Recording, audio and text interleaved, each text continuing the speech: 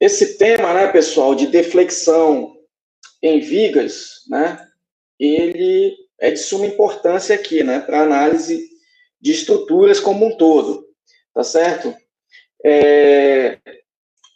Por dois detalhes, né, em projetos, né, envolvendo vigas e eixos, né, e estruturas, né, que se assemelham, né, que têm o seu comportamento semelhante ao de uma viga, né, além de critérios de tensão máxima admissíveis, né, de tensão máxima admissível, que a gente já estudou aqui, né, já aprendeu a utilizar os critérios de falha, calcular um fator de segurança, enfim, né, além desses critérios de tensão, né, admissível, a gente também tem limites estabelecidos para deflexão, né, que essas estruturas podem sofrer. E aí, né, pessoal, desde componentes, pequenos componentes de máquina que tem uma tolerância dimensional ali muito restrita, tá certo?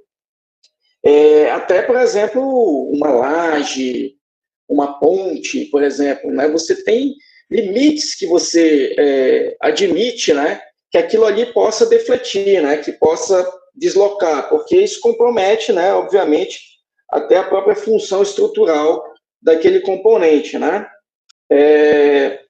Além disso, né, pessoal, desse detalhe, né, que às vezes a gente estabelece em projeto também um limite para deflexão de alguns componentes estruturais, a análise de deflexão, né, ela vai ser necessária quando a gente for estudar vigas, né, em flexão e estaticamente indeterminadas.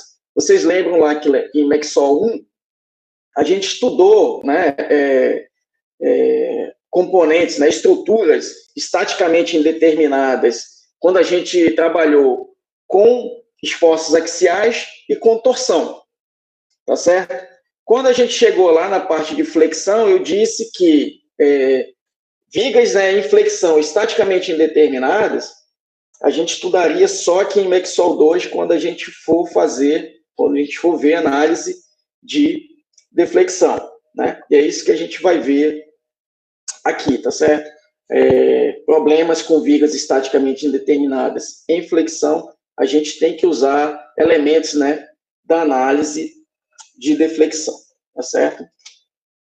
E só lembrando, né, pessoal, problemas estaticamente indeterminados, né, é quando as equações, né, de equilíbrio estático, né, que são os somatórios de forças, somatório de momentos, né, eles não são suficientes, né, essas equações de equilíbrio estático não são suficientes para a gente resolver o problema, ou seja, para a gente determinar todas as reações envolvidas, as forças envolvidas no nosso problema, tá certo? E aí a gente tem que partir para informações de compatibilidade geométrica, né?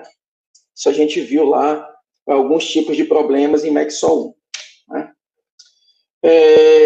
Um conceito muito importante aqui, pessoal, é esse conceito da linha elástica, tá certo? Quando a gente vai fazer análise de deflexão, né?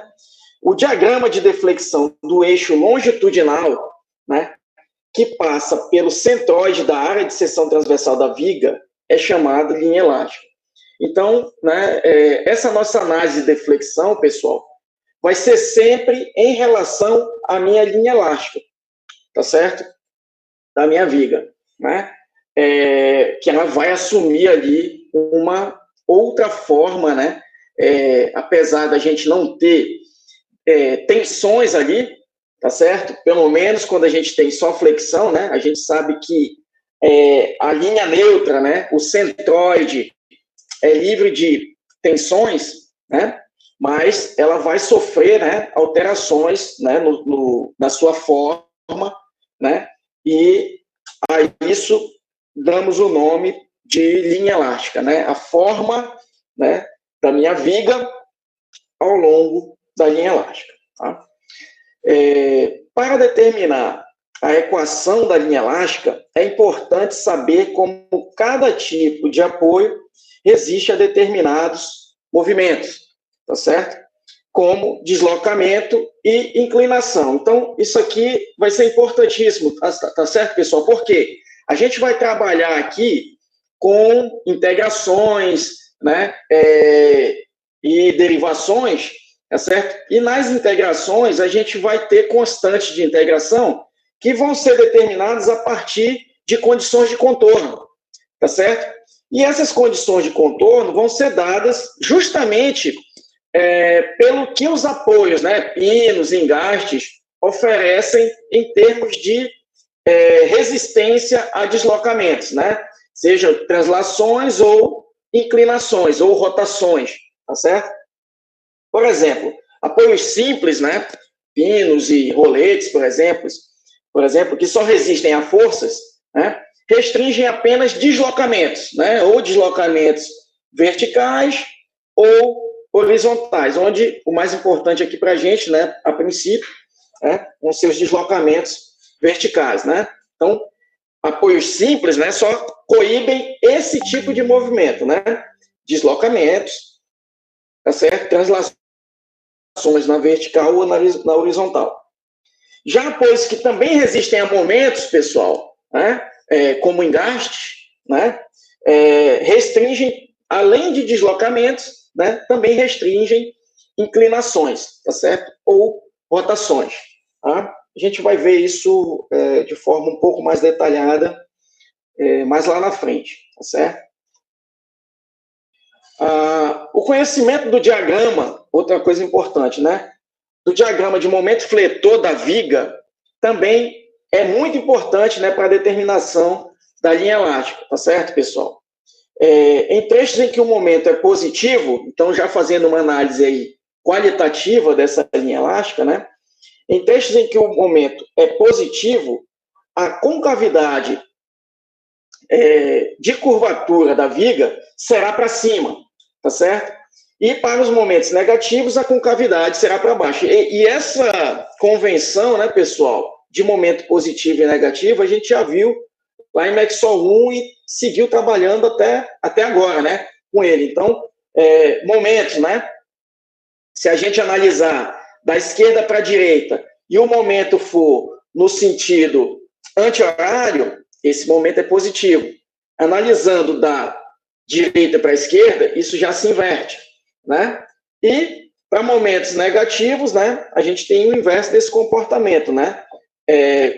Se a gente trabalha da esquerda para a direita e o momento for no sentido horário, né, esse momento é negativo, tá certo? E aqui está representado, né, essas concavidades, ó. Então a concavidade aqui, ó, para cima, tá certo? E aí a gente diz que o nosso raio de curvatura, né, por convenção, também é positivo, quando a gente tem concavidade para cima, e aqui a concavidade para baixo, tá certo? Já fazendo uma análise qualitativa aí, né?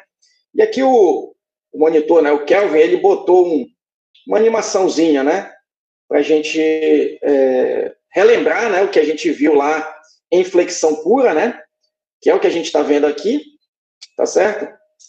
Então, ó, momento positivo, né, aqui, tá certo? A gente tem compressão aqui em cima, né, tração aqui embaixo, e a concavidade, ó, para cima, tá certo? Aí ele vai só mostrar aí os diagramas das tensões, né? Compressão, né? Tração aqui em azul. E aqui, ó, invertendo, né? A gente tem, agora, ó, se a gente trabalhar dessa forma, a gente tem um momento negativo agora, né, pessoal? E aí, ó, concavidade para baixo, tá certo? Então, quando a gente for fazer a nossa análise de momento, né, o nosso diagrama de esforço, de momento que a gente já sabe fazer, né, com seccionamento, e aí a gente vai obter aquelas equações de momento ao longo de toda a viga.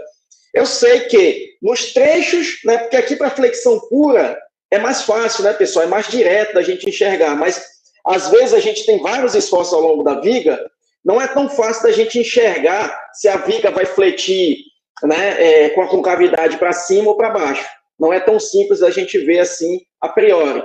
Então, a gente faz o nosso diagrama de momento fletor e nos trechos onde esse momento for negativo, a gente já sabe que a concavidade da viga defletida vai ser para baixo, né? E onde ele for positivo, essa concavidade vai ser para cima. Tá certo? Deixa eu só ver aqui, ainda tinha mais alguma coisa. Tá aqui a superfície neutra, né, pessoal? Que, apesar né, de não ter tensão ali, é claro que ela vai acompanhar essa curvatura, né? E aí tem o ajuste para realmente não ter tensões atuando. Mas vocês percebam, né? A curvatura dela vai mudar. E é por ela que a gente vai seguir guiar, né, para fazer a equação da nossa linha elástica, né? Aqui, então, como eu estava falando para vocês, né, quando a gente tem vários esforços, não fica tão simples da gente ver, não, esse trecho vai fletir com a concavidade para baixo ou para cima, né? Aqui a gente tem um exemplo aqui, né? Seria um exemplo esquemático, né? Isso aqui tirado do Hibbeler, só que é claro que ele tem valores aqui, né? Para obter essa linha elástica aqui, né? Ele só não deu esses valores. Então, ainda um exemplo, né, qualitativo. Por exemplo, aqui, né, pessoal, o rolete e o pino restringem deslocamento vertical. Aqui, ó, a gente tem um rolete, deixa eu botar o laser aqui. Aqui a gente tem o rolete, né? Aqui um pino.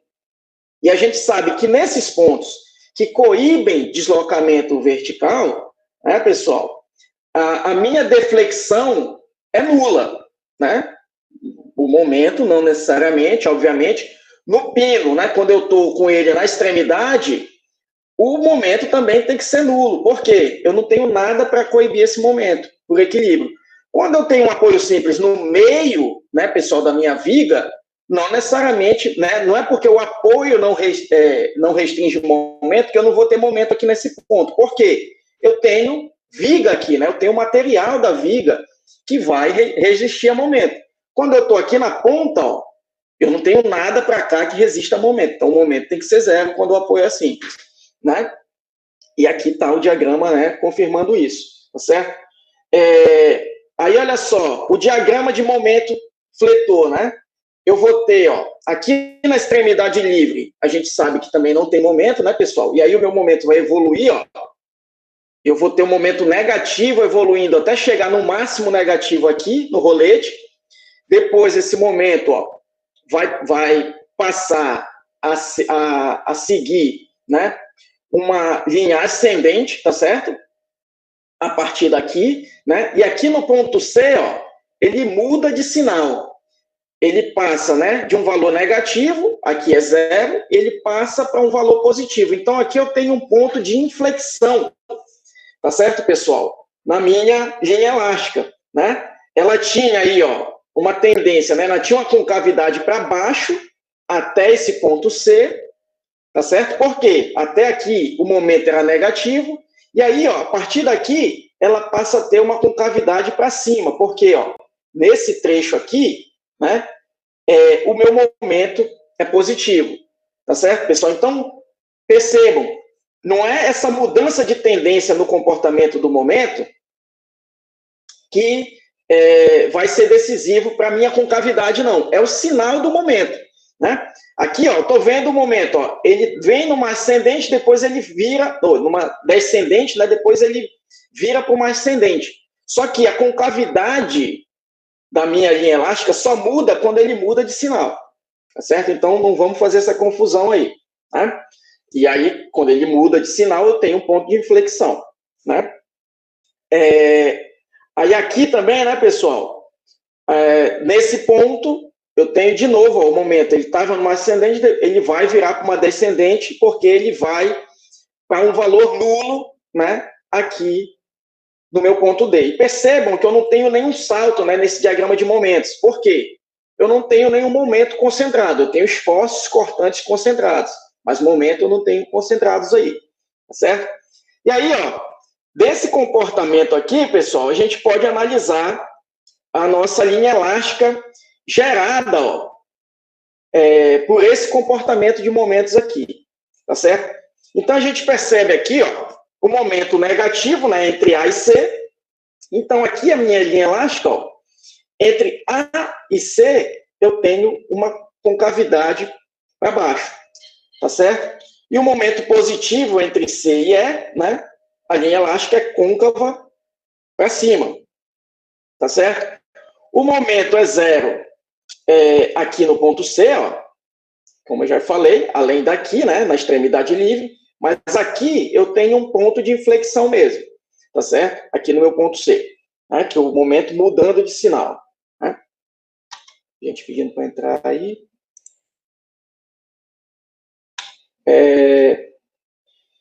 Os deslocamentos, pessoal, olha só, os deslocamentos no ponto A, né, que eu estou chamando aqui de delta A, e delta E são especialmente críticos, tá certo?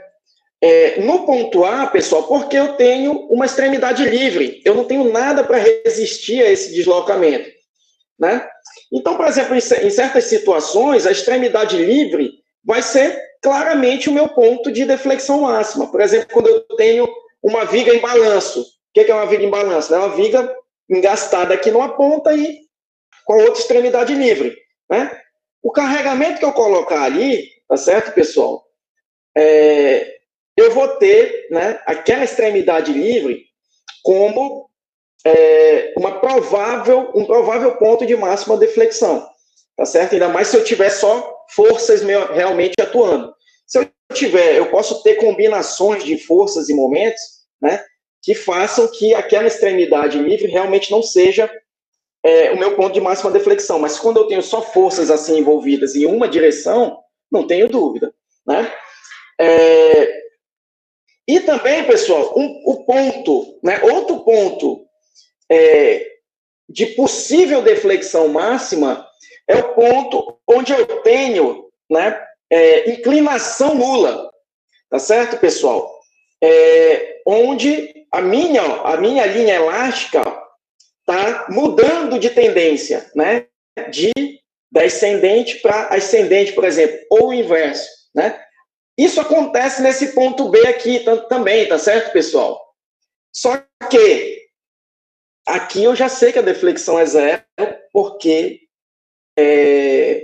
o rolete restringe deflexão, né? Restringe movimento vertical, tá certo? Ó, a inclinação no ponto E é nula, né? A gente vai ver, né, pessoal, que a inclinação, tá certo?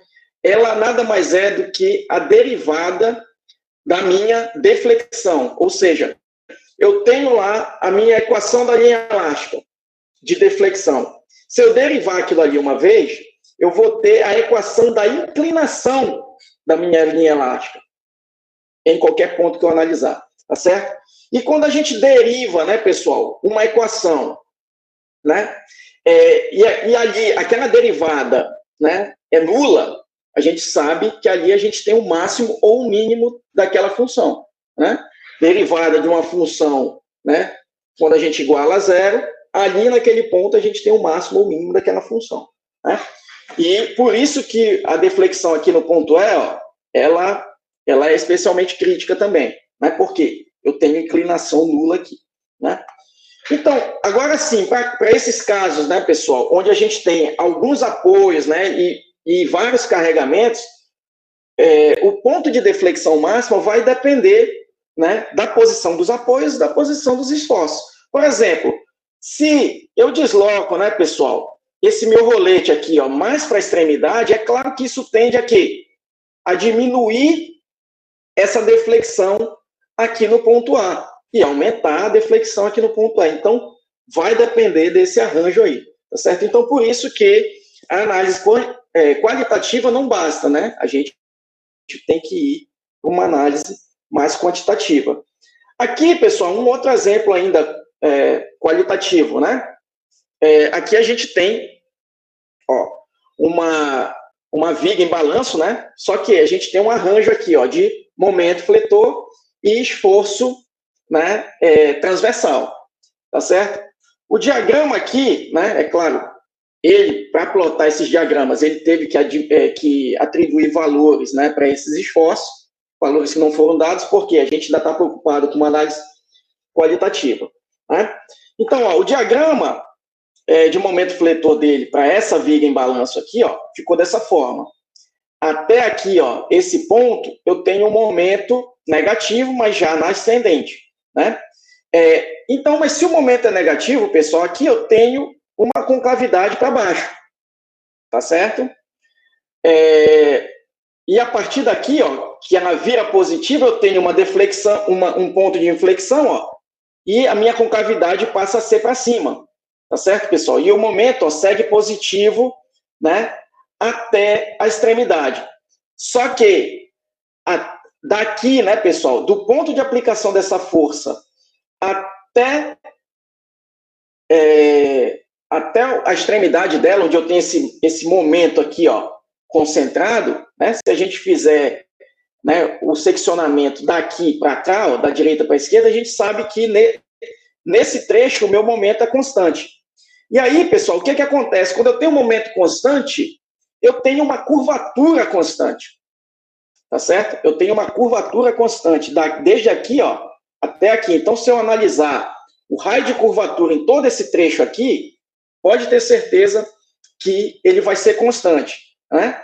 Quando eu tenho um momento variável, né, pessoal, a minha curvatura também vai mudar. Eu sei que ela vai ser para cima ou para baixo, mas ela vai mudar de valor, tá certo? De ponto a ponto ali, ó, onde eu tenho o meu momento variando, tá certo? Então, aqui nesse caso, ó, no ponto A, né, que é o engaste, tá certo?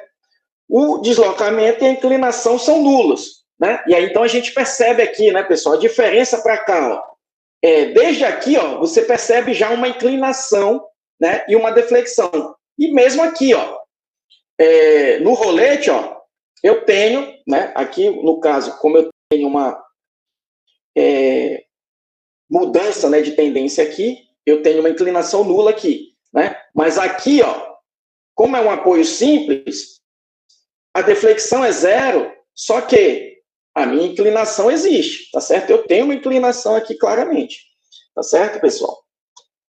E aí, só que aqui, ó, no engaste, né, tanto a minha deflexão quanto a inclinação, ó, você percebe, eu não tenho inclinação aqui, só a partir de um certo ponto é que a minha inclinação começa a assumir um valor diferente de zero, né? Mas aqui, ó, no engaste, é zero, depois ela vai ter valores bem pequenos até ser mais evidente, né?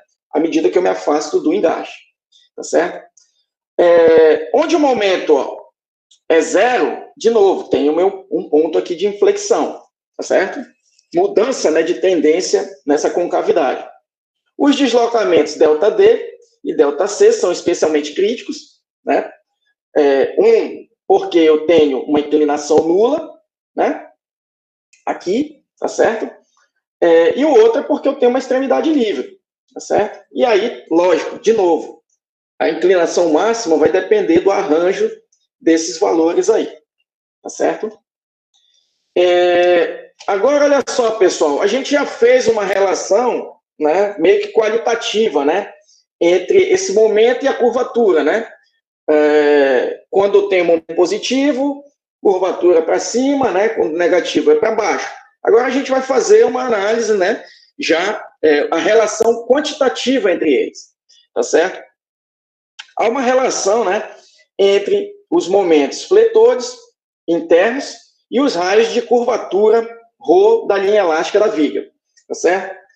Isso aqui a gente já viu lá em Metso 1 quando a gente estudou flexão, né? Essa relação será usada como base para todos os métodos a serem estudados ao longo de toda essa parte do curso, tá certo? Então, só mais um detalhe, tá certo, pessoal? A gente tem, nos livros textos, diferentes métodos, tá certo? Um número grande de métodos para se trabalhar com deflexão. Aqui, a gente vai trabalhar com 2, que eu julgo suficientes para a gente resolver a maioria dos casos. A gente não tem tempo para abordar todos os métodos, tá certo? Então, olha só que todos, ó, vão passar por essa relação aqui, tá certo? A curvatura, né, que é o inverso do raio, tá certo? O ρ é o raio de curvatura, né? Então, 1 sobre ρ é a curvatura, né? É igual ao momento naquele ponto, né, que a gente está analisando, sobre o produto EI, que o E é o módulo de elasticidade do material, tá certo? E I, o momento de inércia, né, em relação, né, pessoal, ao eixo em torno do qual é aplicado o momento, né? A gente já viu que esse momento de inércia vai depender do eixo em torno do qual eu estou calculando. Então, se o momento, ó, é em torno, por exemplo, do eixo Z, tá certo? É um MZ, o momento de inércia que a gente vai ter que calcular para a tensão é em torno também do eixo Z. Tá? Então, ó, a gente tem essa relação aqui, tá certo? pessoal, que vai ser a base aí para os nossos métodos, tá certo? Aí, ó, só relembrando, né, de onde vem essa relaçãozinha, né? Aquela análise que a gente viu lá em flexão mesmo, né? A gente tem, por exemplo, uma viga reta, né? E aí a gente tem um comprimento, né? Para aquela viga que a gente vai chamar de comprimento L, né? Então, a viga toda, né? A gente analisando ela sem momento nenhum, a gente tem ela com comprimento L. A partir do momento que eu aplico uma flexão, ela vai assumir uma curvatura, né? Só que, ó, eu analisando a minha linha neutra, pessoal, eu sei que na linha neutra a minha deformação é zero, tá certo? E aí, então, ó, a curvatura, né, pessoal, ou o comprimento, ó, desse arco de circunferência, que agora é a minha linha neutra, é ρ vezes θ, sendo ρ o raio de curvatura, né, pessoal? Desde o centro de curvatura, né, até a minha linha neutra, né? E o θ, esse ângulozinho, ó, para o trecho que eu peguei para trabalhar, né?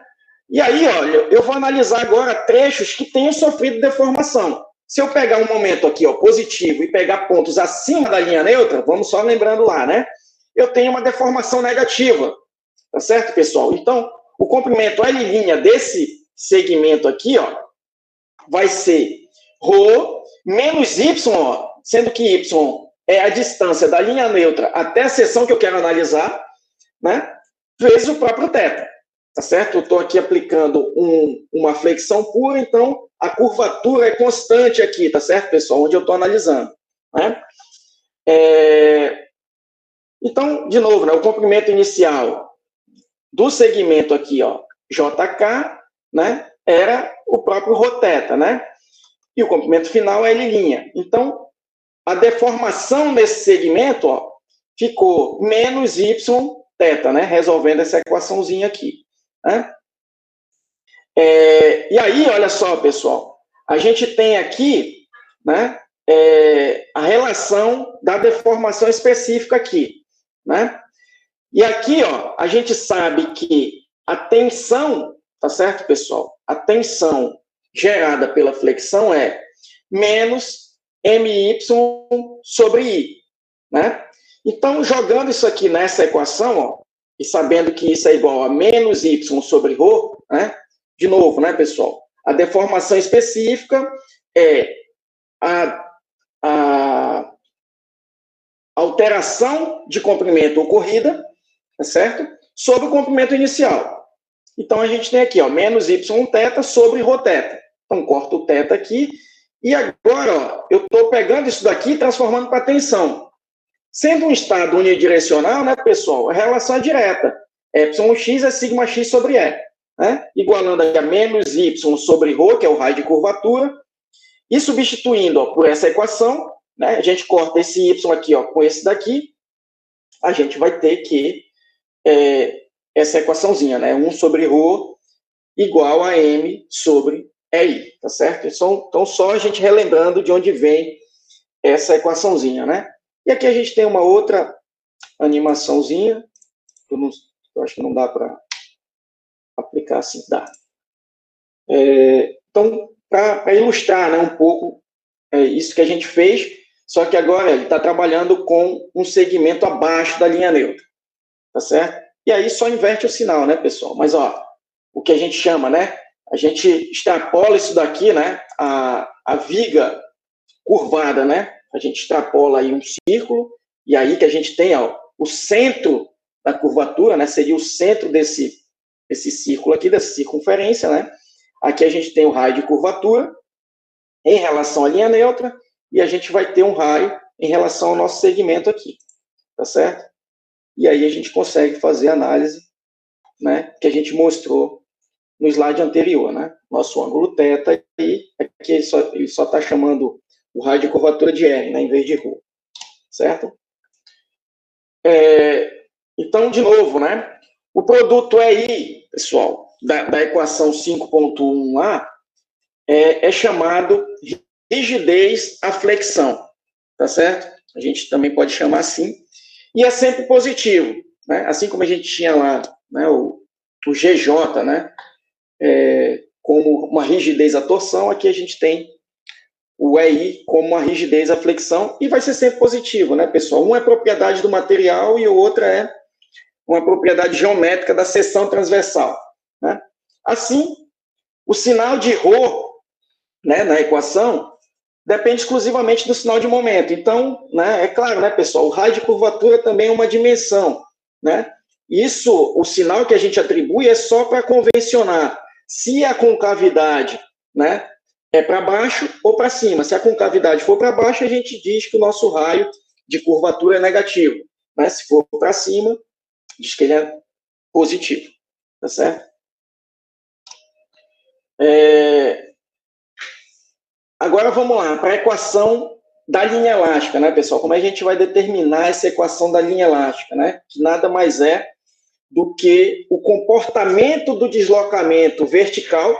Lógico, isso se a gente estiver trabalhando, né, pessoal, com deflexões verticais. A gente também pode trabalhar com uma viga, por exemplo, na vertical, né? E aplicar também deflexões na horizontal. Ou aplicar momentos, mesmo numa viga na horizontal, que produzam, né, deslocamentos na horizontal. Mas aqui, né, na maioria dos casos, a gente vai trabalhar com deflexões na vertical, tá certo? Nos casos que isso não ocorrer, né, é só adaptar as variáveis, né? A linha elástica, tá certo? De uma viga carregada verticalmente é expressa matematicamente como V, né? E sendo uma função da posição em que eu estou analisando a minha viga, né? Vai ser uma função de x, né? Então, devemos escrever a equação lá, 5.1, né? Aquela 1 sobre ρ igual a m sobre EI, né? Em termos de x, posição da minha viga, né? E V, que eu estou trabalhando aqui com V para representar o meu deslocamento vertical, né? Nem delta e nem y. O Beer trabalha com y. Aqui eu estou preferindo trabalhar com V, tá certo? Sendo V o deslocamento vertical, tá certo?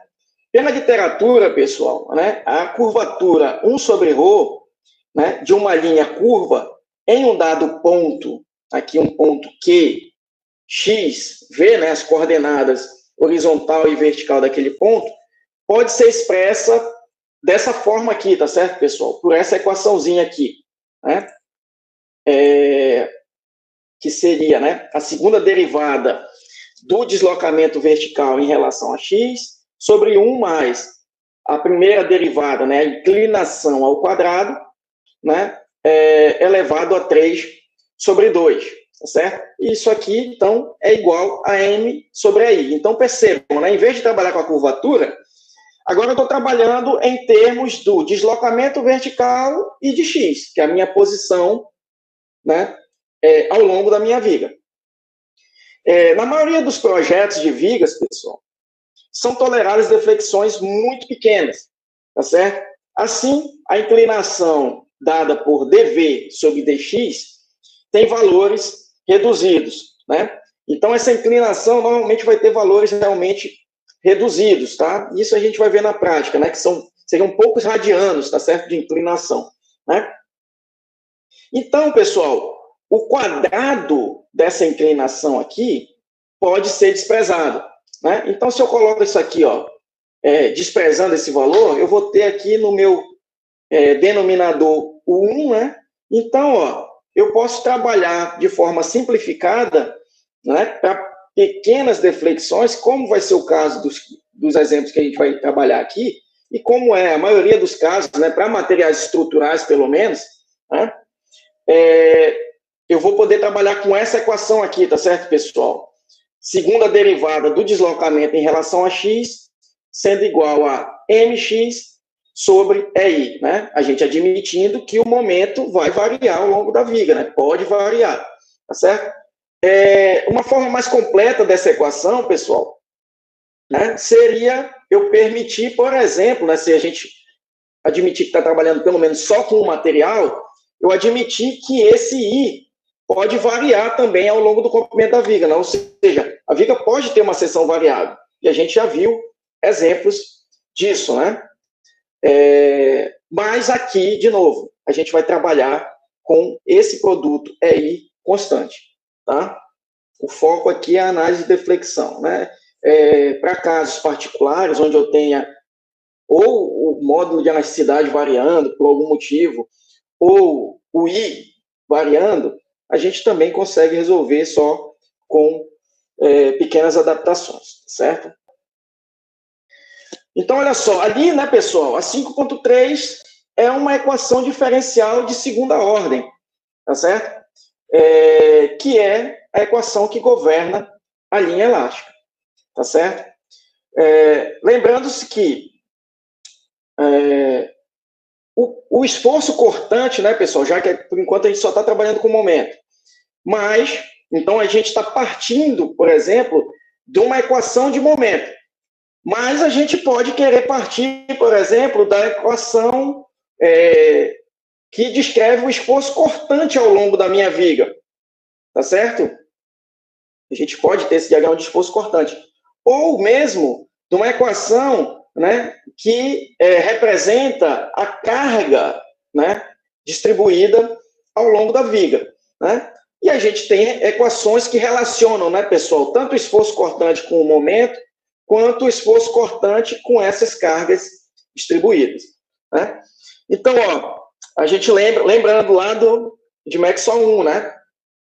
V, né, pessoal, que é o esforço cortante, né, é a derivada do momento fletor em relação a x, né?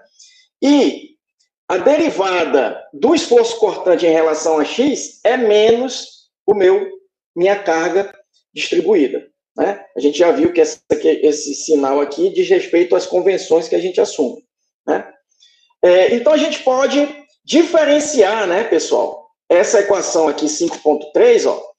Então, diferenciando essa equação, uma vez, a gente chega no Vx, tá certo? Aqui, ó, com EI constante, a gente pode até passar aqui para o outro lado também, né? Então, teria essa terceira derivada aqui. Derivando mais uma vez, a gente chega no menos Wx, tá certo? Rearrumando aí, né? E admitindo o EI como constante, ou seja, ele pode sair da derivada, né? A gente tem essas três equaçõezinhas aqui, tá certo, pessoal? EI, quarta derivada do deslocamento em relação a x, sendo menos a carga distribuída. A terceira derivada, o esforço cortante. E a segunda derivada, o momento fletor. Por vezes, né, vai ser interessante, às vezes vai ser necessário a gente trabalhar também com essas duas equações. Mas na maioria dos problemas, pessoal, a gente realmente vai trabalhar, né, diretamente com a equação de momento. Então, a gente não vai precisar fazer essas duas integrações aqui. Mas eu vou ter situações em que vai ser importante. A gente vai ver alguns exemplos aqui, né, envolvendo isso também, tá certo? Então, olha só, pessoal. Veja bem, se a gente for trabalhar, né, desde essa primeira equação, percebam aqui, ó, eu integro uma vez, né? Então, eu vou ter, ó, numa primeira integração, eu vou ter termos aqui, ó, vou ter constantes de integração que estarão relacionadas, né, que eu vou conseguir determinar com informações de esforço cortante. Tá certo, pessoal? Então, eu vou ter que ter informações, condições de contorno relacionadas, além de deslocamento, com esforço cortante, tá? Aí, se eu, por exemplo, derivo mais uma vez, ou integro mais uma vez, chego nessa equação, eu vou ter duas constantes de integração, né, que poderão ser determinadas com informação de esforço cortante e momento fletor, tá certo? Quando eu trabalho a partir daqui, pessoal, a partir do momento, da equação de momento, né, eu faço uma primeira integração e eu faço uma segunda integração e eu chego na equação direto da minha linha elástica, tá certo? E aí as minhas condições de contorno importantes vão ser de deslocamento e de inclinação, tá certo? E aqui, ó, a gente tem essas possíveis condições de contorno aí, tá certo, pessoal? Por exemplo, relacionadas, né, às condições, né, de carregamento e aos apoios, né? Por exemplo, quando a gente tem um rolete, pessoal, numa extremidade livre, não, por exemplo, rolete na extremidade da minha viga, tá certo? Então, a primeira condição aqui, ó, rolete na extremidade da viga. Então, pessoal, aqui, ó, tanto o deslocamento vertical, né, quanto o meu momento são o quê? São nulos, tá certo? Eu não tenho momento fletor, né, nem extremidade livre, tá certo, pessoal? A não ser que eu tenha um momento realmente concentrado ali, né, eu não vou ter momento fletor, né, o momento vai ser zero, e o deslocamento é zero. Então, essas são as condições que eu já posso aferir para um rolete, para um apoio tipo rolete na extremidade de uma viga. Já se eu tenho um rolete numa posição intermediária da viga, pessoal, essa condição aqui do momento zero, eu já não posso utilizar, tá certo? Já não posso utilizar. Assim como foi aqui, ó, nesses exemplos, nesse exemplo qualitativo que a gente usou aqui, né? Ó, o rolete aqui, ó, numa posição intermediária, o momento aqui é diferente de zero, tá certo? Só que a condição de deflexão nula continua valendo. Tudo bem até aqui, pessoal? Dê um sinal de vida aí, dê pelo menos um ok, para eu saber que estão por aí. Ok, obrigado. Tá jóia. Já aqui, ó, uma segunda condição, tá certo, pessoal? Na verdade, eu fui para cá, a ordem é essa aqui. Nessa segunda condição, eu tenho um pino numa extremidade livre. Então, aqui, ó, são as mesmas condições, tá certo, pessoal, que eu tinha por rolete, né? Já que eu só estou interessado também em movimento na vertical, né? Por enquanto. Então, ó, deslocamento nulo, momento nulo. De novo, se o pino está numa posição intermediária, eu não posso dizer que o momento ali é nulo, né? Só que a deflexão é nula, né? Já quando eu tenho engaste, pessoal, quais são as condições possíveis aí, né? O engaste resiste a momento. Então, eu posso ter momento ali. Eu não posso dizer que o momento é zero e nem que o esforço cortante é zero. Tá certo? Só que eu posso dizer aqui no engaste que a minha inclinação, que eu posso chamar aqui de θ também, é nula. E a minha deflexão é nula. São essas duas condições que eu posso admitir aqui no engaste. Já na extremidade livre, pessoal, a extremidade livre não coíbe nada em termos de momento. Só que, por questões de equilíbrio, o meu esforço cortante aqui, a não ser que eu tenha esforço concentrado aqui, né, pessoal? Se eu tiver um esforço concentrado, o esforço cortante aqui vai ser o valor da própria carga transversal. E assim também para o momento. Mas se eu não tenho esforços concentrados aqui, eu posso usar essas condições. Tanto o meu esforço cortante quanto o momento vão ser nulos. Tá certo, pessoal? E é lógico, né? Em pontos onde eu conheço o valor desses esforços, eu também posso fazer uma análise ali naquele ponto, né? Tudo bem até aqui, né? Deixa eu ver esse exemplo aqui. É um exemplo ainda... é um exemplo sem valores numéricos, pessoal, mas já dá para a gente ter uma ideia de como trabalhar, né, com deflexão, tá certo? Então, olha só, a viga em balanço mostrada aqui, tá certo? Na figura, tem seção transversal uniforme e está submetida a uma carga transversal P, né? Então, ó, o exemplo mais simples aqui, né, pessoal? Uma viga em balanço com um carregamento aqui na extremidade, né? Determinar a equação da linha elástica e da inclinação, ou seja, eu quero Vx e θx, que nada mais é, pessoal, que a primeira derivada de Vx. Tudo bem? Então, ó, aqui eu tenho uma deflexão, né? Aqui no ponto A, e eu tenho uma inclinação, né? E, assim, pessoal, deflexão. O sinal da deflexão, né? Vai ser negativo quando eu tiver um deslocamento para baixo e vai ser positivo quando eu tiver um deslocamento para cima.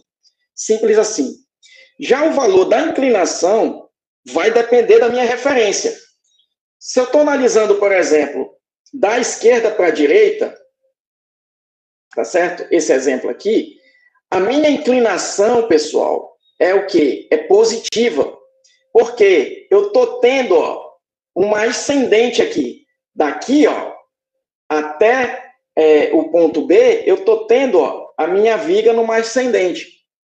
Já se eu fizesse análise, né, do B para o A, eu estaria numa descendente. Tá certo? Então, a inclinação vai depender da nossa referência. Agora, é óbvio que os valores vão ser os mesmos. Só vão ter sinais trocados, né? A gente analisando ou da esquerda para a direita ou da direita para a esquerda. Isso vai ser importante quando a gente for trabalhar principalmente com problemas estaticamente indeterminados, né? Que é uma das condições de compatibilidade geométrica que a gente vai utilizar, é essa inclinação, a gente analisando em diferentes trechos, tá certo? Em pontos comuns para o mesmo trecho, é óbvio que eu vou ter a mesma inclinação. Mas, por exemplo, eu posso analisar um primeiro trecho da esquerda para a direita e o segundo trecho da direita para a esquerda. Então, eu vou igualar as inclinações, mas com o sinal trocado. Então, vamos lá, pessoal. Olha só. Eu já sei que, na maioria dos casos, eu posso trabalhar diretamente, ó, com essa equaçãozinha aqui. Então, o que é que eu vou fazer, pessoal? A primeira coisa que eu tenho que fazer é determinar a equação de momento fletor ao longo da minha viga, tá certo? Se eu tenho, né, pessoal, comportamentos diferentes, por exemplo, se eu tenho mais de uma equação de momento fletor para a minha viga, paciência, eu vou ter que trabalhar com essas duas equações e eu vou ter duas equações de linha elástica, por enquanto. Depois a gente vai ver que tem métodos diferentes aí para a gente trabalhar, tá certo? Por enquanto, ó, a gente está trabalhando, né, como a gente já viu aqui, com o método da integração direta, que é o método, digamos, é o primeiro método realmente que a gente vê nos livros textos, e é um método que a gente vai sempre trabalhar com as equações, né, ou de momento fletor ao longo da viga, de esforço cortante, enfim. Mas, na maioria dos casos, a gente vai poder trabalhar diretamente, ó, com a equação de momento fletor. Né? Então, olha só. Vamos lá, né, pessoal? Primeiro, a gente tem que calcular esses apoios aqui. Né? A princípio, nem disso eu preciso, por enquanto. Né? Por quê? Para a equação de momento ao longo da viga, né, pessoal, eu posso trabalhar, ó, com o seccionamento. Então, esse método da integração direta, a gente vai trabalhar com o seccionamento que a gente aprendeu desde lá de Maxwell 1.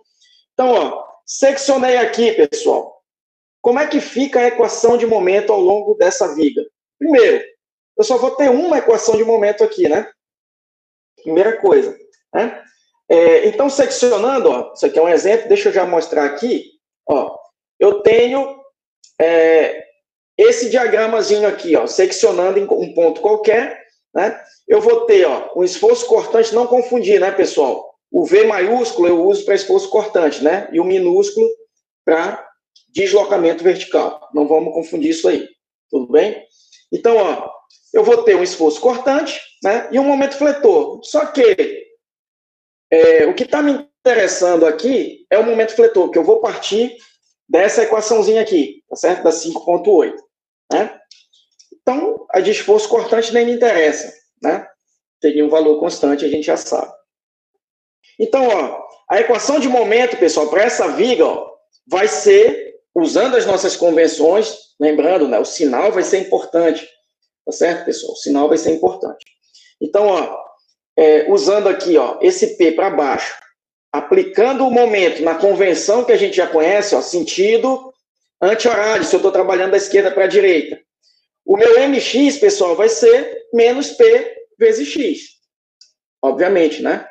Tá certo? Então, usar as convenções corretas para ter o sinal correto de momento, tá certo, pessoal? Então, ó, a gente já sabe uma coisa que a gente já sabe. O momento vai ter essa equação, ó. Então, ele vai ser negativo, tá certo, pessoal? Ao longo de toda a viga. A partir de um valor zero, obviamente, na extremidade livre, ó, onde o x for zero, e a partir daí vai assumir valores negativos ao longo de toda a extremidade da viga, né? Até chegar a um máximo. Então, o meu diagrama de momentos, né, pessoal, seria uma reta, ó, saindo de zero. Deixa eu botar aqui a caneta. Opa. Né? O meu diagrama de momentos aqui, né, seria uma reta de zero até um valor máximo aqui no engaste. Né? Então, ele é negativo ao longo de toda a viga. Então, ó, a minha concavidade, pessoal, ó, né, ela vai ser para baixo. Aqui já representada a linha neutra, né, concavidade para baixo. E eu já sei que a minha deflexão máxima, né, pessoal, obviamente vai ser aqui na extremidade livre. Né? Então, ó, vamos lá. Já conheço a minha equação de momento. Então, eu aplico a minha equação 5.8 aqui. Menos, então, I vezes a segunda derivada de V em relação a X é igual ao momento, menos Px. Então, ó, integra uma primeira vez, tá certo, pessoal? Eu vou ter aí dV dx. Essa aqui, pessoal, é a inclinação, tá certo? E tá aqui, ó, igual a menos px quadrado sobre 2 mais um C1, uma constante de integração. Não posso esquecer a constante de integração, obviamente. Integro uma segunda vez, chego na equação da minha linha elástica propriamente dita. Né? Menos px ao cubo sobre 6, mais C1. Integrando isso daqui, é óbvio que aqui aparece um x, né? Mais C2. Então, eu tenho, pessoal, duas constantes de integração a serem determinadas.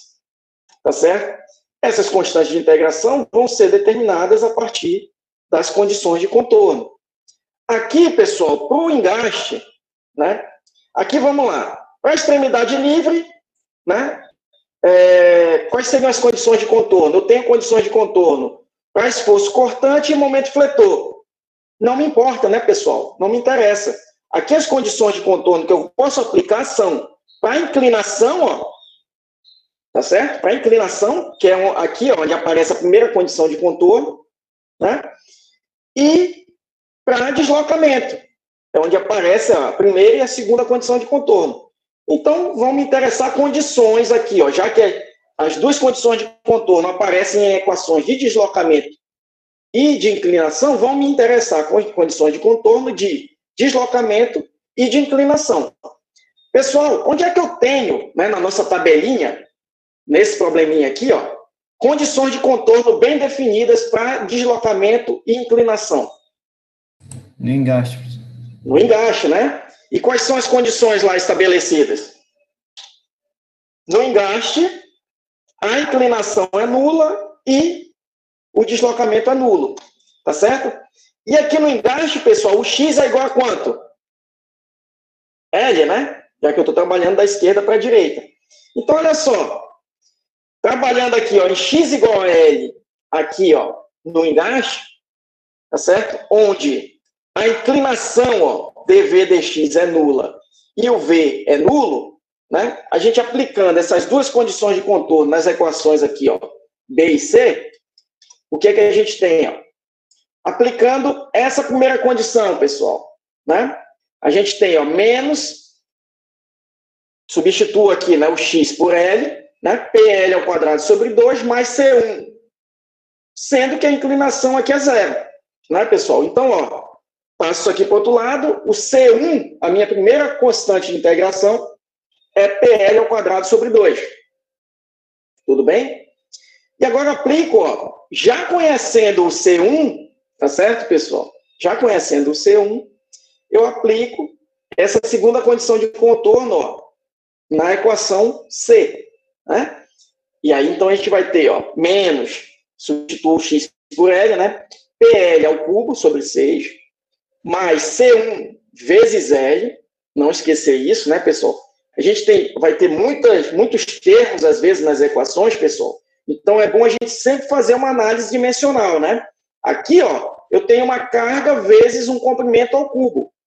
Todos os termos, pessoal, vão ter que acompanhar, né, esses mesmos termos, né? Eu vou ter aqui, ó, uma carga vezes... Então, eu vou ter aqui, ó, Newton por metro cúbico, por exemplo, nesse termo. Então, nesse termo eu tenho que ter a mesma coisa e nesse termo a mesma coisa. Tá certo? Porque eu só posso somar laranja com laranja, né? Então, para a gente não esquecer de aplicar as condições adequadamente, né? Não esquecer nenhum termo nas equações, é sempre bom a gente fazer uma análise dimensional, para ver se todas as análises dimensionais estão compatíveis em todos os termos, tá certo? Então, ó, aqui, ó, C1 vezes L, mais C2. Então, ó, isso aqui eu conheço, passo isso tudo para o outro lado. Eu vou ter aqui que o C2, ó, é menos PL ao cubo sobre 3. Obviamente, né, pessoal? Aqui eu teria que ter, de novo, uma carga vezes uma dimensão ao cubo, né? Já que aqui eu estou ele independente. E o C1, ó, é uma carga vezes uma dimensão ao quadrado, e eu multiplico por uma dimensão aqui, novamente, para ser compatível com os outros termos. Então, pessoal, obtive, ó, aplicando as condições de contorno, né, as minhas duas constantes de integração. Basta substituir agora essas constantes de integração nessas equações aqui. Aí eu tenho a equação geral para a inclinação e para a deflexão. Tá aqui. E não esquecer, né, pessoal, de levar, ó, esse termozinho aí, que a gente não coloca aqui o tempo todo, né, para não ficar muita coisa aqui na direita, mas na hora de determinar a deflexão realmente e a inclinação, eu tenho que jogar isso aqui para lá, para o outro lado, tá certo, pessoal? Dividindo. Por quê, pessoal? Lógico, né? Eu tenho que passar dividindo porque é esse termo aqui, ó, que vai me interessar, e esse termo, e não esse produto. E, olha só, pessoal, só com essa divisão é que eu vou ter unidades compatíveis, tá? Porque, olha só, pessoal, aqui na direita dessa equação, ó, eu tenho aqui, se a gente for trabalhar com as unidades fundamentais, Newton vezes metro cúbico, né, pessoal? Unidade de deflexão é o quê? Já que é um deslocamento só. Unidade de deflexão é o quê, pessoal?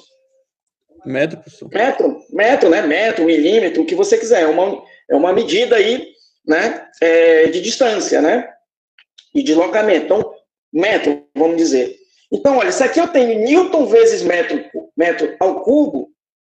Para isso aqui ficar em metro, eu tenho que dividir, né, esse termo aqui todo por Newton vezes metro ao quadrado. Tá certo? Que aí eu corto Newton com Newton, né? E fica... E metro cúbico com metro quadrado aqui, restando metro. E esse produto aqui, pessoal, a unidade desse produto é Newton vezes metro quadrado. Né? Por quê? Aqui, ó, o E, que unidade é o E, pessoal?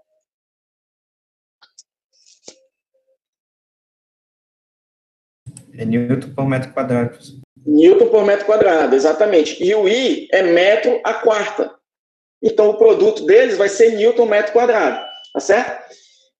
E, pessoal, a inclinação, ela é adimensional, tá certo?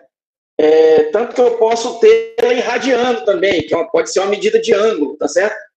Mas a inclinação é adimensional, tá? E, realmente, ó, aqui eu tenho Newton vezes metro quadrado. Se eu dividir por Newton metro quadrado, jogando isso para cá, eu tenho algo adimensional.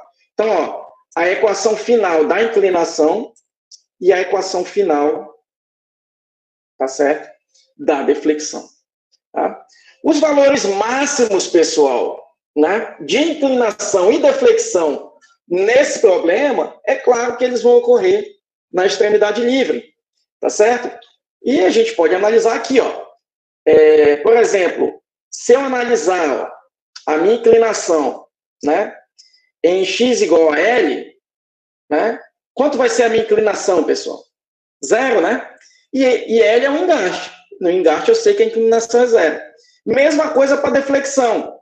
Se eu jogar aqui, ó, no lugar do x, o L, olha o que eu vou ter aqui. Eu vou ter menos L ao cubo, mais 3L ao quadrado, menos 2L ao cubo. Isso aqui vai dar 0. E se eu botar x igual a 0, pessoal, eu vou ter os valores máximos, tanto para inclinação quanto para deflexão. Não tenha dúvida disso. Tá certo? Dúvidas aqui, pessoal? Ou tá tudo certo? Então, né, o modo de trabalhar com isso, muito simples, né? É claro que aqui a gente começou com um problema bem simples, né? Uma viga em balanço só com uma carga.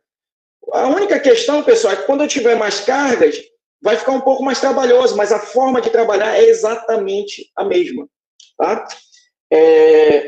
Então, aqui, ó. Aqui, o que é que eu fiz, né? Eu plotei, lógico, aqui ele não dá valores, né?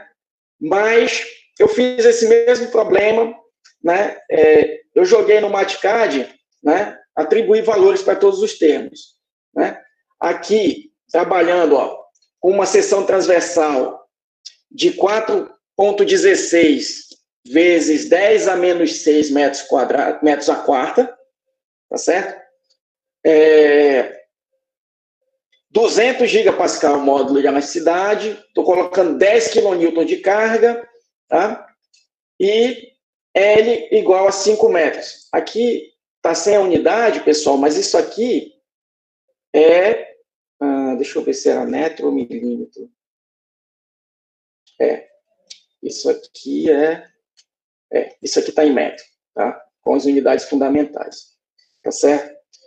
Então, olha só, a deflexão, né, pessoal, ela parte de um valor aqui, ó, se eu atribuir esses valores. E aí vocês podem também, ó, depois, né, pegar esses mesmos valores e substituir aqui, e testar, né? Tá? De menos 0,5, tá certo? Ou seja, menos 500 milímetros aproximadamente, ela vai diminuindo até chegar no zero lá no engaste. Tá? E é claro, né, pessoal, percebam, ó, que aqui eu tenho uma equação, né, um polinômio cúbico, né, para deflexão. Então, o comportamento, obviamente, né, ele não é linear, ele não é quadrático, né, vai seguir um polinômio, né, de grau 3. Tá certo? Então, ó, aqui, né, eu tenho uma inclinação, né, um pouco maior, e essa inclinação vai diminuindo, né? Essa distância, né, essa deflexão tem esse comportamento aqui, até chegar no zero aqui no engaste. Já a inclinação, ó, eu estou trabalhando da direita para a esquerda, então a inclinação, pessoal, vai ser positiva, né? E ela vai ser máxima lá na extremidade, né? Até chegar num valor zero, tá certo, pessoal? Aqui no engaste, tá? E esse valor é em radiano. Tudo bem? Aqui, né, só para a gente terminar, o monitor Kelvin, ele simulou, né, uma viga com essa mesma seção transversal, né, no âncio. Na verdade, não é a mesma seção transversal, porque é com o mesmo valor de momento de inércia. Né? Eu poderia chegar nesse momento de inércia com uma viga quadrada, de seção quadrada, uma viga de seção retangular, enfim. Né? Então, ele simulou uma viga, ó, inclusive nem está muito refinada, né, essa malha, mas, enfim, foi suficiente, o problema é elástico, né? Aplicou a carga, ó, de 10 kN, né, engastou a outra extremidade, né, fixa de suporte aqui, e aqui a carga de 10 kN, né, e aqui, ó, ele obteve esse deslocamento, né, essa deflexão de 500, né, para baixo, tá certo? Quando a gente vê deformation, nuance, né, pessoal, já falei isso para vocês, é deslocamento, né, deformação mesmo é strain, tá certo? A deformação que a gente está acostumado. Então, ó, deflexão 0 aqui na engaste e 500, ó, aqui ele está trabalhando, né, com uma deformação total. Se ele trabalhasse, né, e eu vou pedir para ele ajeitar isso depois, com uma deformação direcional, esse valor aqui seria negativo, né? Porque aqui, ó, eu tenho um módulo dos deslocamentos. Como eu só tenho deslocamento realmente na vertical aqui, né, o módulo vai coincidir com o módulo do meu deslocamento vertical. Quando eu trabalho, então, com deformação total no ânsis, ele dá um módulo aqui, né? Se ele trabalhasse com a direcional na direção Y, esse valor aqui teria o mesmo valor e seria negativo. Eu vou pedir para ele arrumar isso, tá certo? Mas é o mesmo valor, tá? Aqui só uma animaçãozinha, né? Saindo do zero até o valor máximo, tá certo? Pessoal,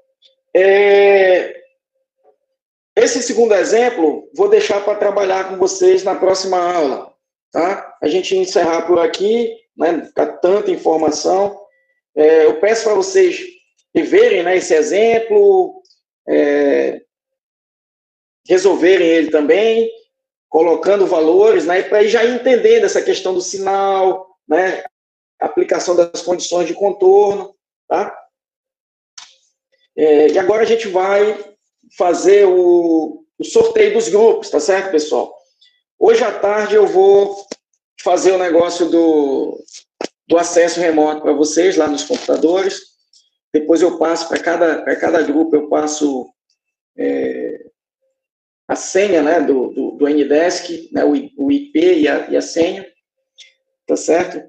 Para vocês poderem começar a usar, tá? Dúvidas aqui, pessoal? Até aqui? Alguma dúvida? Não? Então, vamos lá. Deixa eu sair daqui. Ok. Então, olha só. O roteiro, né? Isso aqui eu vou colocar lá também no cigarro para vocês, né? Eu só vou arrumar um pouquinho mais, né? Os temas aqui, mas, assim, os temas eu já vou sortear hoje para vocês já irem se familiarizando com os temas, mas eu ainda vou dar uma melhorada, né? Nos detalhes de cada tema, tá certo?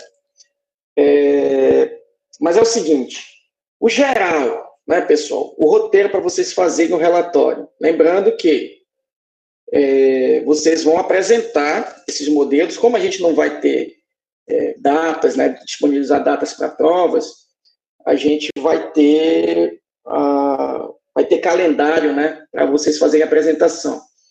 O Excel 2 é tão apertado, né, o tempo do conteúdo, que eu não conseguia ter esse dia, 1 ou 2 dias, para os grupos para que os grupos apresentassem, né, o seu projeto.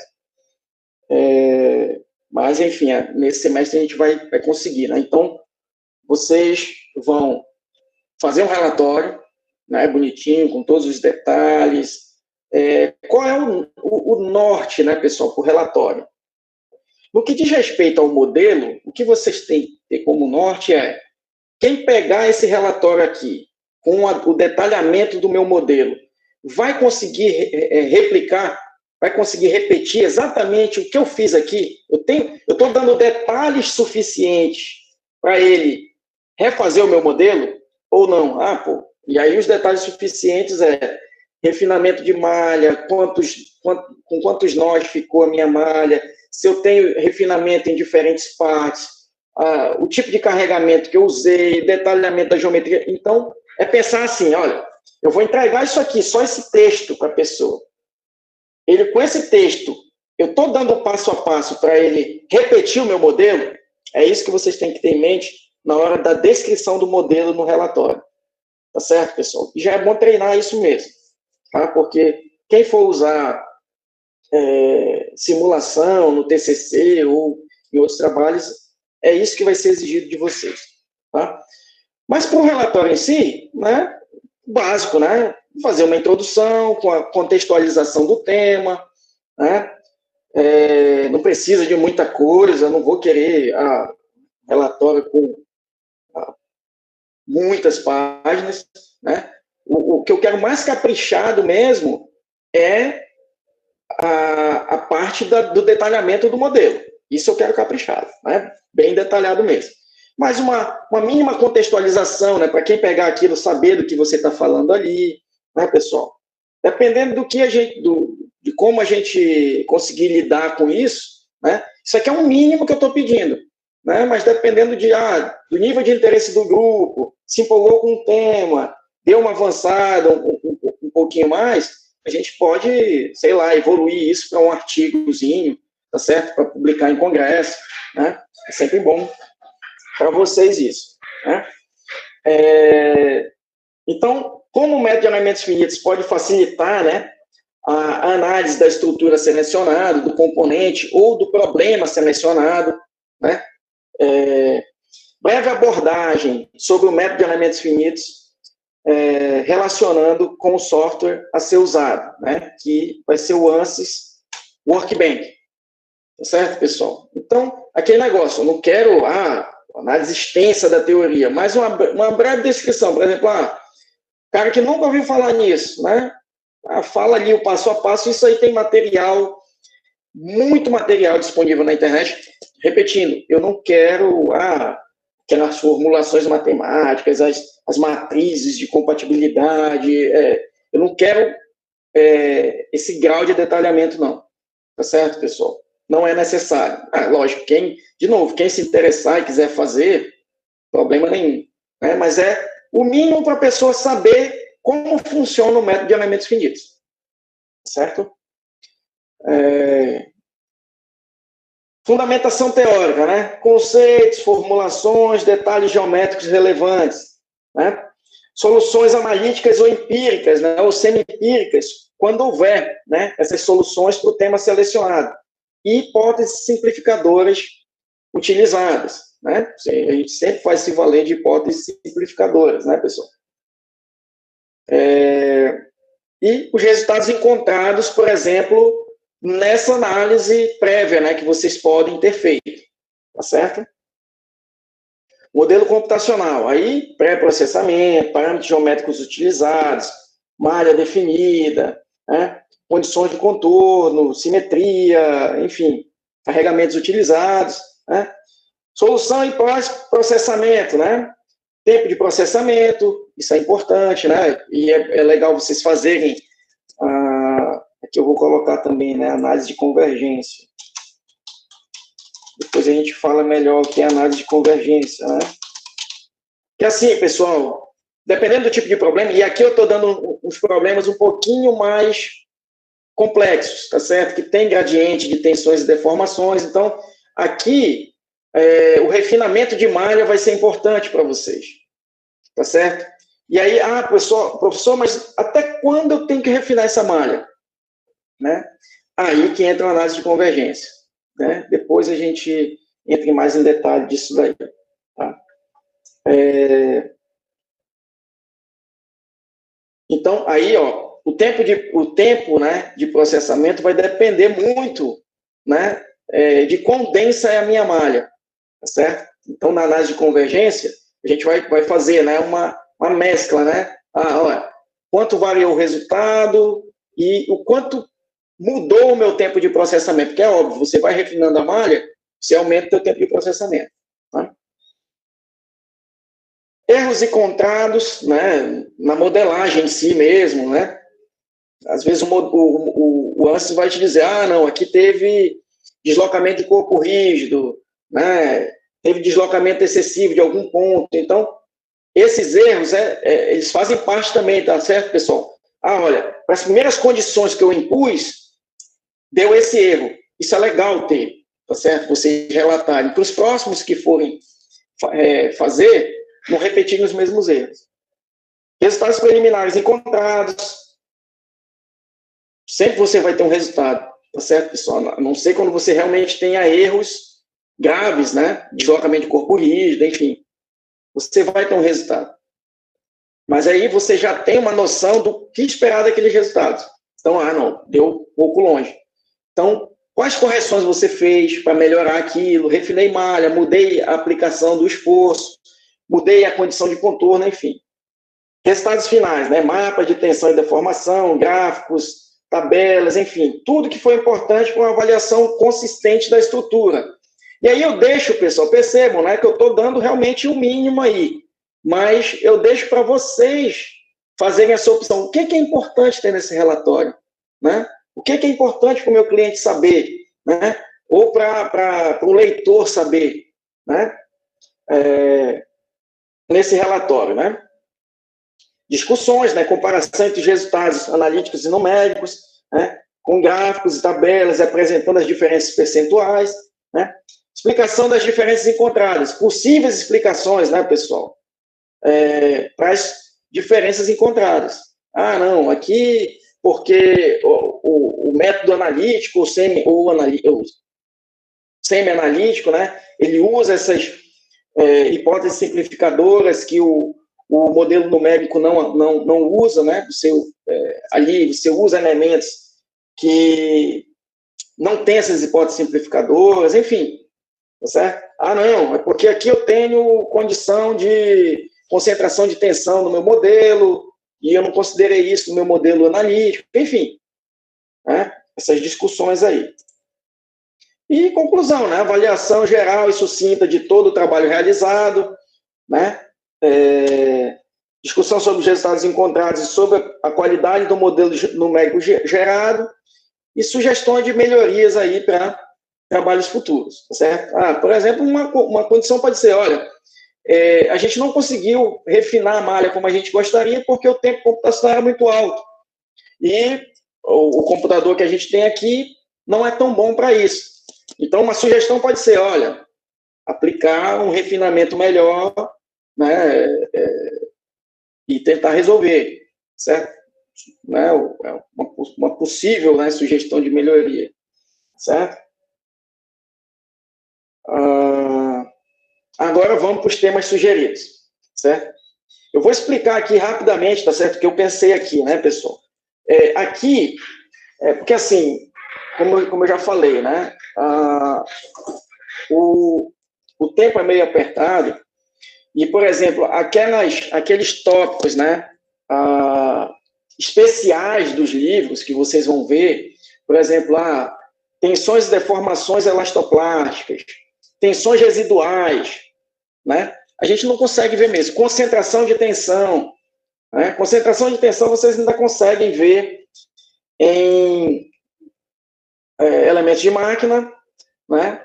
E deformações e tensões elastoplásticas, de alguma forma vocês veem em conformação plástica. Mas ainda assim, né, que eu sei que também lá a carga horária é pouca, né? Tensões residuais, pessoal, vocês não veem, né,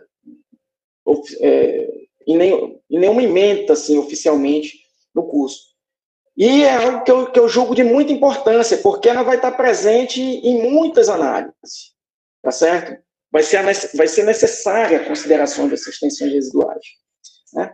Então, aqui, né, nos temas, eu estou embutindo, né, tensões residuais e também concentração de tensão em alguns temas, tensões elastoplásticas, tá certo? Também em alguns temas, sendo que os temas que têm tensão residual, análise de tensão residual, vão passar necessariamente por essa análise elastoplástica, tá certo?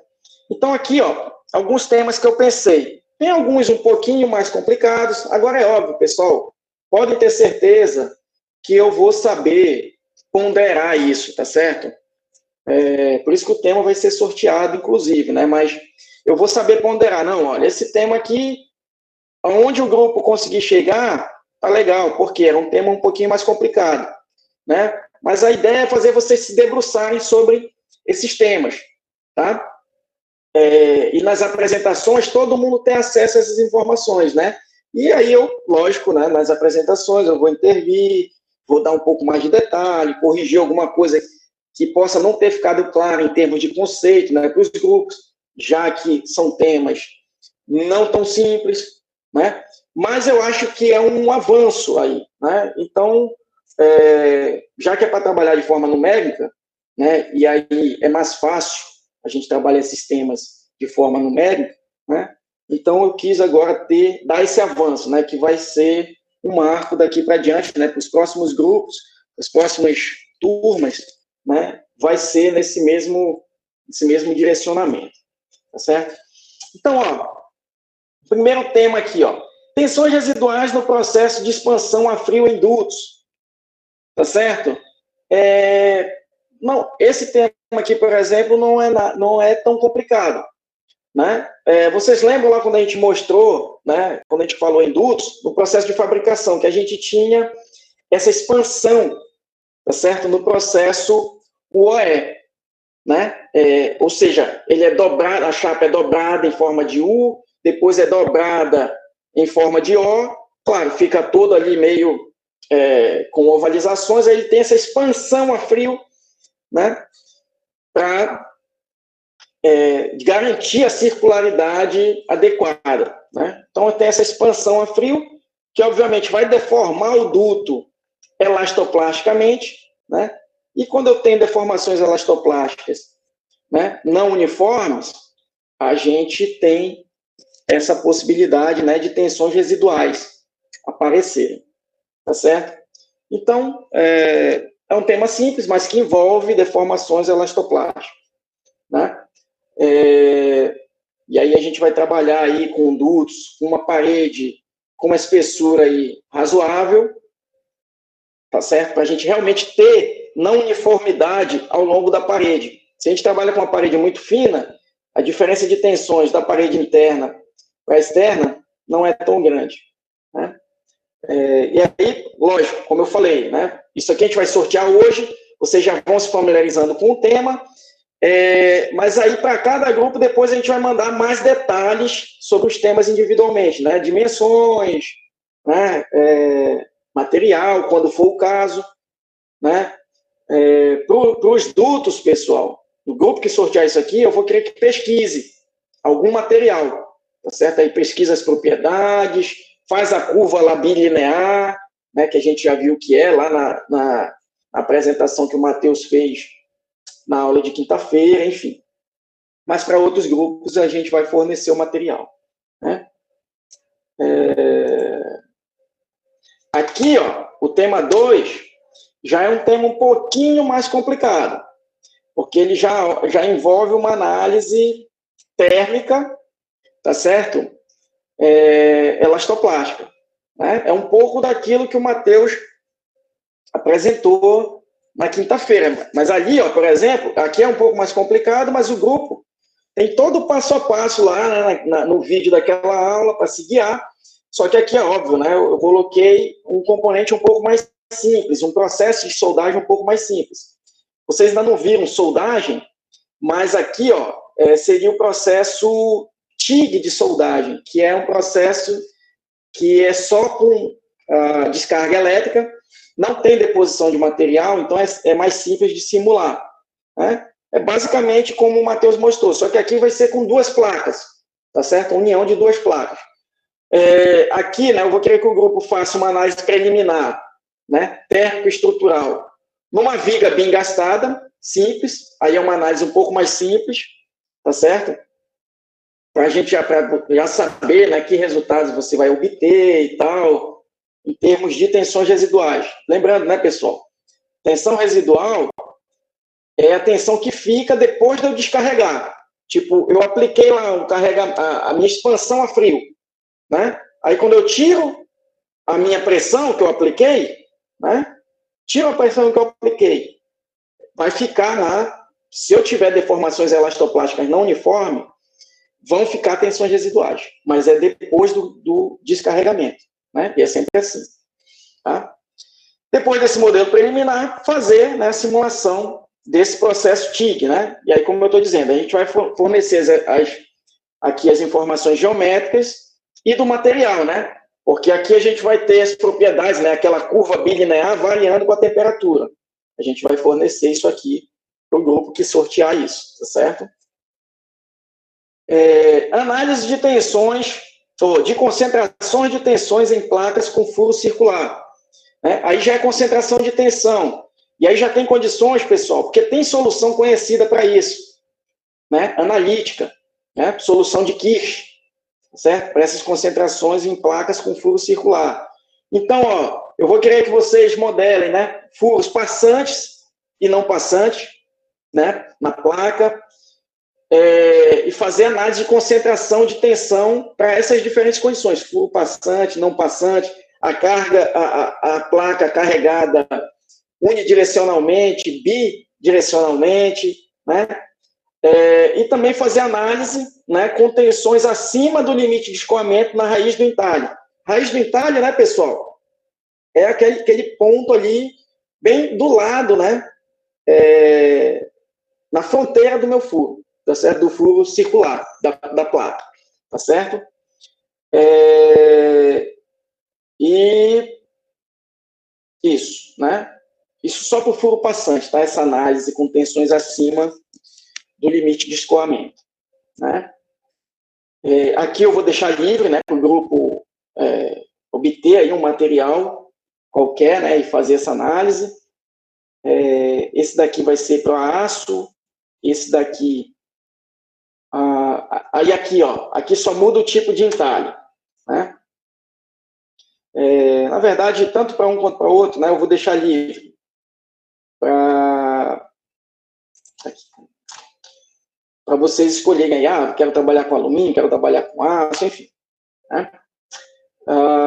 E aqui, ó, o que vai mudar, né, é que vai ser o entalhe em U. Também são entalhes muito vistos na prática, certo, pessoal? Entalhes, pessoal, sempre você vai ter nas estruturas, porque são pontos que você...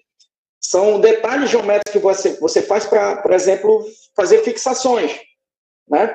Você não coloca um entalhe ali para nada, né? É porque você precisa daquilo para fazer fixações, né? Mas ele tem esse porém, né? Ele tem esse preço, que é gerar concentrações de tensão. Então, aqui, entalhes em U, né? Mesma coisa, diferentes tamanhos de entalhes, e também análises com tensões acima do limite de escoamento, lá na raiz do entalhe, né? Aqui no trilho, tá certo, pessoal? Por exemplo, ó, análise de tensões de operação em trilho TR-68, que é aquele trilho, aquela seção dos trilhos da Vale aqui, né? Mas aqui a gente só vai fazer análise das tensões de operação, né? Aqui eu tenho que incluir ainda algumas coisas, tá? Nesse tema, mas, de novo, vai ficar claro, mas aqui eu já posso comentar, né? É um desenho um pouco mais complicado, né? Então, vão ser fornecidos os desenhos, né? Já que a tensão de trabalho, né, pessoal, o que vai interessar aqui é a tensão de contato da roda com o trilho. Então, eu vou fornecer esse desenho, né? Esses desenhos da roda e do trilho, né? E aí é óbvio, basta a gente trabalhar com a parte da roda, né? E com o trilho, e a gente vai botar o trilho biapoiado. Entre os apoios ali, ó, a gente vai fazer análise só num trecho mesmo, entre dois dormentes. Dormente, pessoal, são aqueles apoios, né, que a gente vê nas ferrovias, né, de madeira, de concreto, né, onde o trilho, né, é apoiado. Então, a gente vai fazer a análise, ó, só entre dois dormentes, né? Então, o comprimento aí, eu acho que o padrão de distância é 80 centímetros, não, é um pouco menor. Agora, não vou chutar aqui, não. Mas é um comprimento pequeno. E aí eu vou querer que você trabalhe com a roda em 3 diferentes posições, né? Por exemplo, a roda no meio, ela vai gerar uma condição de defesa nesse trilho, né? Numa região intermediária e em cima do dormente. De novo, a gente vai dar todos esses detalhes aqui direitinho, tá certo? E eu vou também querer que vocês analisem, né, para que carga, né, considerada, lógico, eu vou dar lá uma noção de carregamento para vocês, e o carregamento na prática. A partir de que carga eu já tenho, aí aqui, né, pessoal, vai ser importante a análise de tensões de contato, né, e um refinamento muito bem feito, aqui vai ser importantíssimo, essas tensões de contato. Tudo isso a gente vai dar detalhe, e mais, pessoal, a gente vai estar à disposição, né, para tirar dúvida, né? Sempre para todos esses temas aqui, certo? Então, para que carregamento, por exemplo, eu já teria deformações elastoplásticas pontuais por causa da tensão de contato, né? Isso acontece na prática, certo? E tensões residuais geradas na flexão. No BIR, pessoal, tem alguns exemplos, tá certo? Com curva bilinear lá, né? De tensões residuais geradas por flexão. Então, o grupo que sortear isso aqui, né, já vai poder olhar diretamente lá, tá certo? No BIR, esses exemplos aí, tipo, pode usar como referência, modelar nuances, né? Esses modelos, né, esses exemplos do BIR, mas eu vou querer também que você faça um modelo à parte, né? Obtém aí na literatura um material, a curva bilinear do material, né? E simular com uma seção II, né? O perfil de tensões residuais, né? Após eu aplicar uma flexão, e aí, obviamente, a flexão vai ter que gerar tensões acima do limite de escoamento para eu poder ter tensões residuais. Tudo bem, pessoal? Então, ó, esse conceito de tensões residuais, conceito de concentração de tensão, tudo isso vai ser importante para vocês. Tá certo? Dúvidas aí? E aí, ó, o prazo, né, eu ainda vou ver o calendário de novo aqui, mas vai ser para entregar até, sei lá, uma semana antes, né, 2 semanas antes do encerramento do semestre, e já vai entregar e fazer a apresentação. Aí a gente sorteia as ordens de apresentação, dependendo do número de grupos. Dá para ser todo mundo num dia. O que eu penso é uma apresentação de 25 a 30 minutos, até para a gente poder debater bem os temas, tá certo? Então, acho que vão ser 2 dias de apresentação. Opa, alguém abriu o microfone aí. Professor, quando o senhor planeja terminar o conteúdo, os slides? Eu ainda não tenho essa data, não, Leonardo, mas assim, dá para ter uma ideia. Olha só, deflexão, a gente deve levar mais essa, né, e mais 3 aulas, a princípio, tá certo? Então, já dá para a gente analisar aqui o calendário, né? Então, ó, 1, 2, 3, sei lá, dia 12 para terminar deflexão. Aí, a princípio, ou 12, ou aqui no dia 17. Se a gente precisar de mais aulas, eu não quero correr, né? É um tema novo, a gente quer ver com mais calma. Então, vamos ser conservadores, né? Vamos botar que a gente acabe aqui nessa terça, dia 17. Aí, dia 19, já começamos flambagem, né? 19, flambagem, eu acho que flambagem em 3 aulas dá tempo. 19 até 26, né? Sei lá, no máximo, dia 1º aqui. Eu acho que o conteúdo em si, eu acho que a gente consegue terminar em dezembro. Eu não lembro se tem feriados ainda, mas tiver imprevistos, né? O emergencial é para acabar em janeiro, né? No início de fevereiro, se não me engano, 4 de fevereiro. Pois é, 4 de fevereiro, tá certo. Só que eu acho que vai ter um recesso agora, final de dezembro. Pois é, no máximo no início de fevereiro aí, na primeira semana de fevereiro, a gente acaba o conteúdo.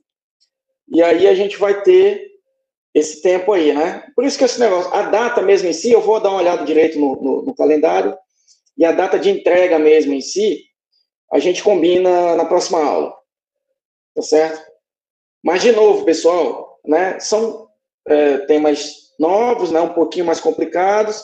Eu quero é vocês começando a ter contato com esses temas e até onde vocês conseguirem chegar. O importante é vocês tentarem fazer os modelos, tá certo? E aí, ó, Matheus vai estar à disposição, né?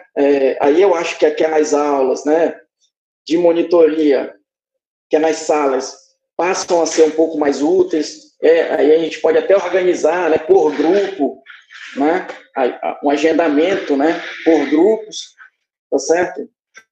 Para tratar dessas modelagens, né? E, claro, vou estar à disposição também. Tá bom? Professor, Oi. e a questão da avaliação individual que você tinha falado no início do... Pois é, eu ainda vou pensar em como fazer isso. Mas eu estou cada vez mais convencido que, para ser justo, eu vou ter que fazer. Tá? Aí, como a gente vai ter uma folga aí, né, a gente faz a avaliação individual e dá mais um prazo ainda para vocês entregarem. Aí fica realmente a entrega do modelo e a apresentação, sei lá, na penúltima semana, até a penúltima semana, né, que aí é para ter um tempo de fechar tudo, né? Tá certo? Então, vamos contar, né, que até dezembro a gente consegue encerrar o conteúdo. Lá pelo início de janeiro, eu já vou ter pensado em como fazer essa avaliação individual, né, sei lá, pegar cada aluno individualmente, a princípio, né, na videoconferência, e fazer uma avaliação ali de 20 minutos, né, meia hora, tá certo? E aí, deixa eu ver como é que daria para a gente fazer, né?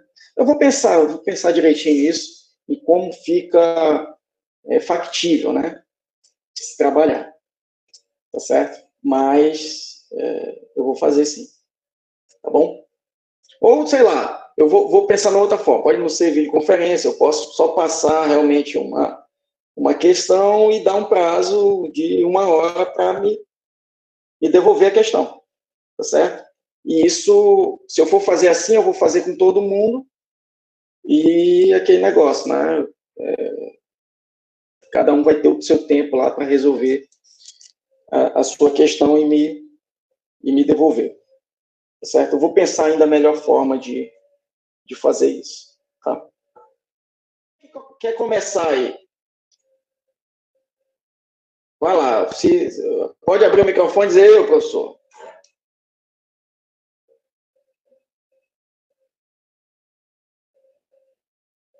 Vamos lá, pessoal. Pode ser o nosso grupo aqui, professor.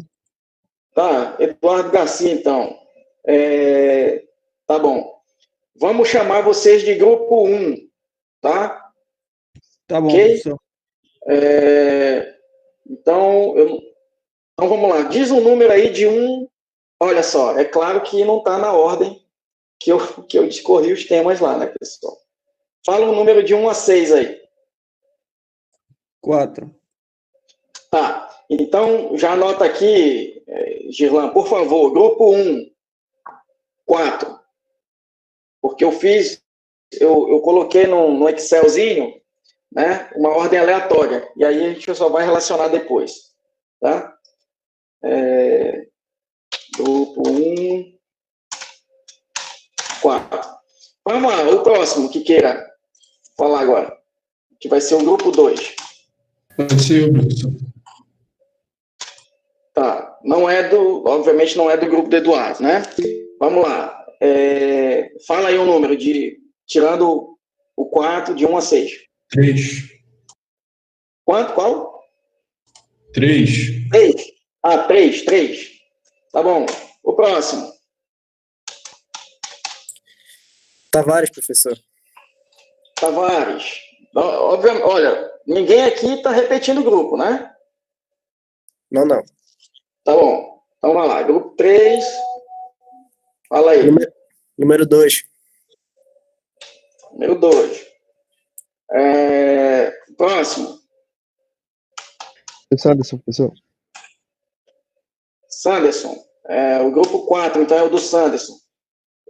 Olha só, pessoal. Os grupos, por favor, você já tem lá a listagem do grupo. Eu peço que vocês me mandem um e-mail já, por exemplo, grupo 1 é tal, e o tema que a gente sorteou aqui, tá certo? Vocês mandem um e-mail para mim com isso, tá? Com a lista de quem são os componentes do grupo. Grupo 1 é o nome do grupo e o tema que foi sorteado, tá? Vamos lá, o grupo 4 é o do Sanderson. Diga lá, Sanderson. 5. 5. Próximo quem é? Grupo 5. Professor, tem aqui o meu... Joel, mas não é da tarde, não, né?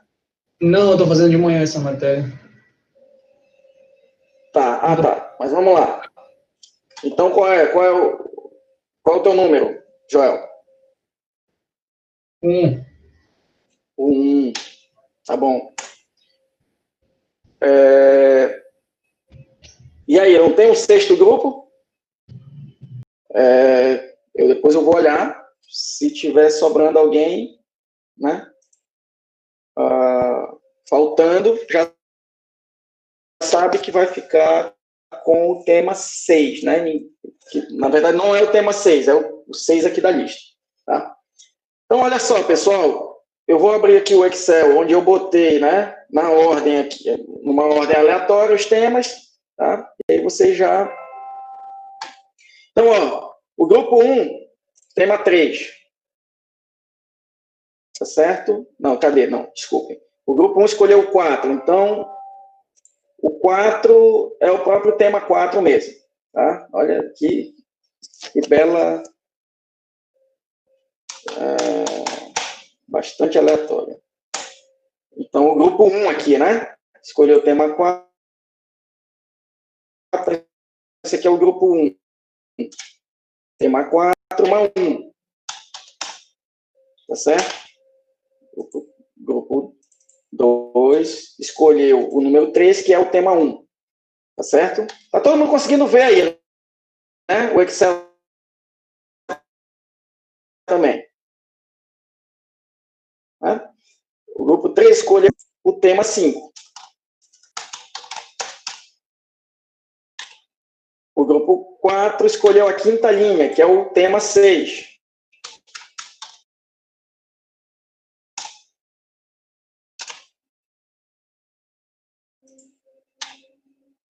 E o grupo 5 escolheu a linha 1, que é o tema 3.